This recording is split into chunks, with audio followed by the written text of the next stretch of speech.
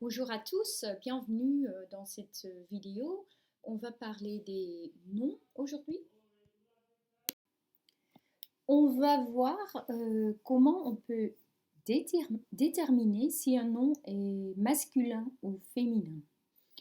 On va aussi apprendre à former le pluriel. Souvent c'est facile, une table, deux tables avec S, mais on va voir qu'il y a quand même quelques difficultés. Alors, est-ce que vous pourriez me dire ce que c'est? Donner un nom ou un substantif. C'est un synonyme. Très bien, c'est un pont. Ou quand vous avez noté le pont, c'est OK aussi. Il s'agit du mot pont. Est-ce que vous pourriez ajouter quelque chose? C'est pas seulement un pont. Est-ce que vous pouvez dire plus sur ce pont? Bah oui, c'est un grand pont. Et peut-être il y a quelqu'un qui sait quel pont c'est. C'est le grand pont de Dole.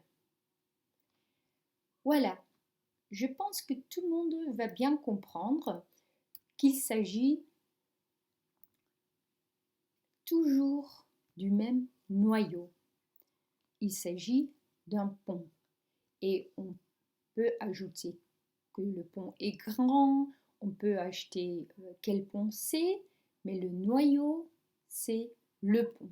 Il faut bien retenir cela. Alors, parfois c'est très facile de voir si un nom est féminin ou masculin parce que ça dépend du sexe de l'être, des personnes ou de quelques animaux domestiques. On va voir. Un monsieur, au féminin, ça devient une dame, un homme. Alors, voilà, une femme, un garçon, une fille, un prof, une prof, un chat, une chatte. Et là, il faut faire attention parce que ça veut dire autre chose aussi.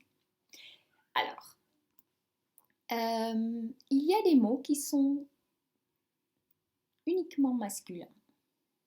Par exemple, le professeur et le notaire. Si on veut indiquer qu'il s'agit d'une dame, on peut dire une femme professeur.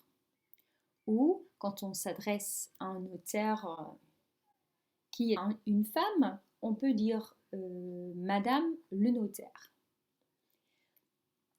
Pourtant, il faut faire attention, c'est en train de changer en ce moment.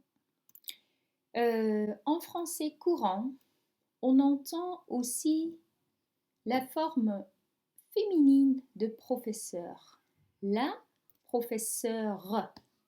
Il est de même pour notaire, on peut tout simplement dire la notaire. Je l'ai même trouvé dans un livre didactique du français. Voilà, en hommage à la professeure Aline Gohar-Radankovic. Donc, voilà, peuvent être utilisés sans problème. Alors, il y a des noms uniquement féminins aussi. Par exemple, la victime ou la personne s'est blessée ou une vedette de foot, une star comme Stromae. On utilise la forme féminine même s'il s'agit d'un homme. Je crois que c'est toujours le cas. Je n'ai pas encore entendu des plaintes de la part des hommes. Il y a des suffixes qui nous aident à déterminer si un mot est masculin ou féminin. Par exemple, avec le mot tremblement, la partie ment s'appelle un suffixe. Ici, vous voyez, ce nom vient du verbe trembler. Il y a quelques autres suffixes qui sont toujours masculins. Yé, er, isme, a, ment, âge. Yé, er, isme, a, mon âge. Retenez bien cela, ça peut vous aider à déterminer les noms. Vous pouvez arrêter la vidéo et ensuite regarder les exemples que moi je vais vous donner. Quelques mots avec des suffixes masculins. On dit le pompier, le commissaire, l'impressionnisme, l'attentat masculin, le tremblement et le village. Si vous avez d'autres mots et si vous doutez si c'est OK, vous pouvez consulter, regarder dans le dictionnaire. Ensuite, les suffixes féminins, je les donne. Ce sont des mots qui finissent par ation, usion, ission, ison, ison, s, t, itude. Faites des mots avec. Arrêtez d'abord la vidéo, notez vous-même quelques mots et ne continuez pas avant d'avoir fait cela. Voilà quelques exemples que j'ai trouvés avec une classe. Irritation, pollution, condition, trahison, ça vient du verbe trahir, liaison, du verbe lier, qualité, sagesse, vous voyez l'adjectif sage dedans, attitude. Voilà. Ensuite, il y a des noms qui sont composés de deux substantifs, de deux noms. Il y a le mot pomme, il y a le nom terre, il y a le nom chou, il y a le nom fleur. Alors, est-ce que ces mots sont féminins ou masculins? Quel est alors le genre? Comme j'ai dit au début de cette vidéo, il est important de savoir quel est le noyau ici. Une pomme de terre, c'est une sorte de pomme. Alors, c'est la pomme, alors ça devient la pomme de terre. Est-ce que le ou la chou-fleur est un chou ou une fleur? Bah, c'est une sorte de chou. Une chou qui ressemble peut-être à une fleur. Donc, le noyau, c'est chou. Donc, c'est le chou, donc le chou-fleur. Ensuite, les noms de marque. Ça, c'est une voiture, bien évidemment. Je ne sais pas si vous voyez tout de suite quelle marque c'est. Je peux vous dire que la marque est Renault. Comment dire ce que c'est sans utiliser le mot voiture? C'est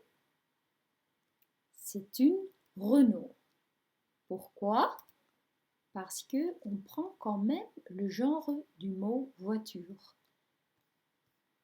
Le mot voiture est sous-jacent et non exprimé, mais c'est quand même le mot qui est derrière. C'est une voiture Renault, mais on dit brièvement, c'est une Renault. Pareil pour les fêtes. Remplissez ici le mot qui convient. Le 6 décembre, c'est le ou la Saint-Nicolas. Bien que ce soit un monsieur, on dit le 6 décembre, c'est la Saint-Nicolas.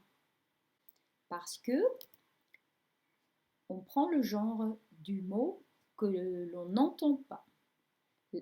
En effet, c'est la fête de Saint-Nicolas. Donc, c'est pour cela que c'est la Saint-Nicolas, même si on n'utilise pas le mot fête. Ensuite, il y a encore quelques noms à double genre. Le mot vase, par exemple, ça c'est le vase et ça c'est la vase, c'est de la boue. Ensuite, il y a le mot livre. Voici, j'ai un livre. Et la livre, ça veut dire tout autre chose. C'est la moitié d'un kilogramme. Quand on parle du mode, on parle par exemple du subjonctif, du conditionnel. Quand on parle de la mode, on peut dire est-ce que cette robe est toujours à la mode? Et le Tour de France, comme vous le savez bien, mais la tour Eiffel, c'est tout autre chose. Ensuite, la troisième partie, là on va parler du singulier et du pluriel. Le début est simple, un lapin ou des lapins avec S, on ne l'entend pas en français, mais on l'écrit. Un peu plus dur, l'oiseau, les oiseaux avec X. On va voir pourquoi on écrit un X ici. Quand il y a déjà un S, les souris, on n'ajoute pas un autre S, ça reste comme ça. Voilà. Quel est donc le pluriel des mots comme hibou et chou? Ça, en fait, ce sont des exceptions. Ça, c'est difficile même pour les petits français parce que normalement, les mots qui finissent par OU prennent un S. Il y a même des chansons pour enfants avec tous les mots qui finissent par un X. C'est peut-être un peu trop enfantin pour vous, donc j'ai choisi une autre chanson. Vous pouvez regarder sur YouTube We Take X, donc on ajoute un X, bijou, caillou, chou, genou, hibou, joujou, pou. Quand il y a des mots que vous ne connaissez pas encore, consultez le dictionnaire ou écoutez la chanson sur YouTube. Mais d'abord, je vais vous expliquer la règle de base. Je vous demande tout d'abord de mettre au pluriel les mots suivants. Arrêtez la vidéo et regardez ensuite quelles sont les réponses. Alors, voyou, les mots en OU et AI prennent un S normalement. E, allo, prennent un X. Ça, c'est la règle de base. Bien sûr, il y a des exceptions. Il y a beaucoup de mots en OU qui prennent un X. C'est pour ça qu'il y a des chansons sur ça. Pour écouter bien la chanson pour retenir les mots les plus courants. La plupart des mots en aïe finissent par un S, mais il y a quelques mots comme travail et vitrail qui finissent par AUX. Les mots en E et L finissent par un X, mais bleu devient bleu, festival devient festival. Ensuite, il y a encore quelques pluriels spéciaux.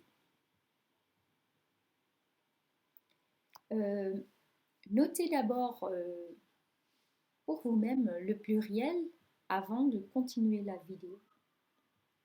Un œil, des yeux. C'est le pluriel le plus bizarre que je connais. Ensuite, ciel, dans le ciel, ou quand il y en a plusieurs, les cieux. Ensuite, un pluriel facile à écrire, mais difficile à prononcer. Un bœuf, des bœufs.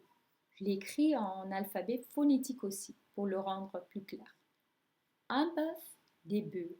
Pareil pour un œuf, des œufs. Un œuf, des œufs. Pareil pour ou presque pareil pour os, des os. Voilà, faites attention à cela. Ensuite, donnez le pluriel des mots suivants.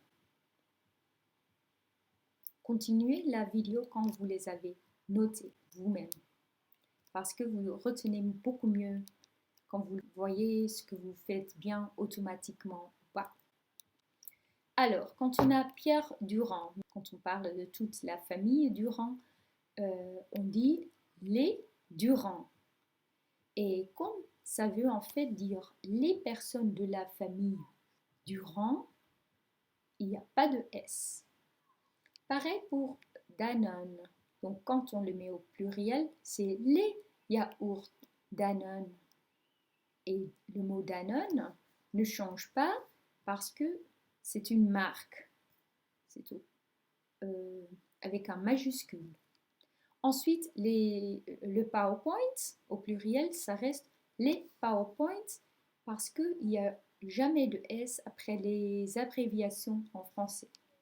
Donc, retenez bien que les noms propres, les marques et les abréviations restent toujours invariables. On continue avec les cas particuliers. Donnez-moi le pluriel de ces mots. Danone s'écrit avec un majuscule et camembert est en minuscule. Donc, ça veut dire quelque chose. Aspirine, avant, c'était une marque aussi, mais plus maintenant. On peut prendre une aspirine qui n'est pas de la marque aspirine. Alors, c'est pour cela qu'on dit les camemberts, les aspirines, tout simplement comme tous les noms communs. Bourbon, c'est peut-être un peu difficile pour ceux qui ne connaissent pas la famille Bourbon, mais on dit les Bourbons parce que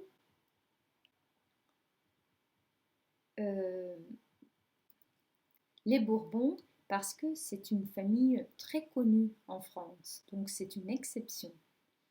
Alors, pour répéter, on a quand même le pluriel pour les marques qui sont considérées comme des noms communs normaux et les noms propres des familles illustres ne sont donc pas invariables. Tandis que le nom de Monsieur Tout-le-Monde est invariable. Alors, on a vu qu'il y a des noms composés, comme chou-fleur, il y a un nom plus un nom. Qu'est-ce qu'on fait au pluriel? Quand il y a deux noms, il y a deux fois le pluriel. Donc, on a vu dans la chanson, on trouve le mot chou avec X et fleur prend un S. Donc, les choux-fleurs. Quand il s'agit d'un adjectif plus nom, comme petite fille, on voit déjà que petite prend le genre, le féminin de fille. Donc, quand on met fille au pluriel, petite est mis au pluriel aussi. Les petites filles. Bien sûr, il y a toujours des exceptions. C'est grand-mère et demi-sœur, les grands-mères, les demi-sœurs avec S, mais il y a les mots grand et demi sont invariables. Ce n'est pas logique, je suis désolée. Maintenant, un tout petit mot pour les Hollandais, parce qu'il y a quelques mots qui sont singuliers en néerlandais, mais pluriels en français. Comme par exemple les lunettes, il y a deux verbes, donc c'est logique que c'est au pluriel. Les vacances, il y a toujours plusieurs jours, donc logique aussi. Les toilettes, j'ai jamais compris pourquoi, je trouve ça plus logique au singulier, surtout quand il y a une seule place. Ensuite, les devoirs, plusieurs exercices, donc assez logique que c'est au pluriel. Ensuite, un tout petit test. J'ai pas tout expliquer encore, mais je vais vous demander d'essayer de mettre tout cela au pluriel. Et continuez, arrêtez d'abord la vidéo, continuez quand vous avez terminé. Alors, des ronds-points. Adjectif plus nom. Les deux prennent un S au pluriel. Une pomme de terre. Qu'est-ce qu'on fait avec ça? Il y a plusieurs pommes, mais il n'y a jamais plusieurs terres. Donc c'est des pommes de terre. Je vais vous parler de cela tout à l'heure. Un chef-d'œuvre, il y a encore le 2. Et ça, c'est pour cela qu'on dit des chefs-d'œuvre, tout comme ici. Une demi-finale, je suis désolée, c'est une exception des demi-finales, comme demi-sœur qu'on vient de voir. Un rouge-gorge, c'est un oiseau avec une gorge rouge, c'est la gorge, mais c'est le oiseau avec une gorge rouge, donc c'est un rouge-gorge. Comment mettre ça au pluriel? Adjectif plus nom, donc ça devient rouge-gorge. Un va-et-vient, ça c'est nouveau. Quand il s'agit d'un verbe employé comme nom, on ne met jamais de S. Donc des va-et-vient. Ok, pour résumer, un nom avec un complément, donc qui commence par de ou par un ou par a, ne prend jamais de S. Et les verbes, on ne les met pas au pluriel quand ils sont employés comme, utilisés comme nom. Alors, ça c'était tout pour aujourd'hui. Est-ce que vous vous rappelez encore quels mots finissent par un X? Oui, c'était les mots en E, I, O, plus les mots de la chanson. Lieu, cheval, tableau, par exemple. Alors, j'espère qu'on a atteint nos objectifs, que vous savez maintenant déterminer si un nom est masculin ou féminin grâce au suffixe. Bien sûr, il y a beaucoup de mots qui n'ont pas ce suffixe-là, et dans ce cas-là, il faut tout simplement apprendre le mot avec le et la devant. Et j'espère que vous savez comment former le pluriel. Vous savez s'il faut mettre un S ou un X. Au revoir. Alors, ça c'était tout pour aujourd'hui. J'espère que vous avez aimé la vidéo et je vous dis à très bientôt pour une prochaine vidéo.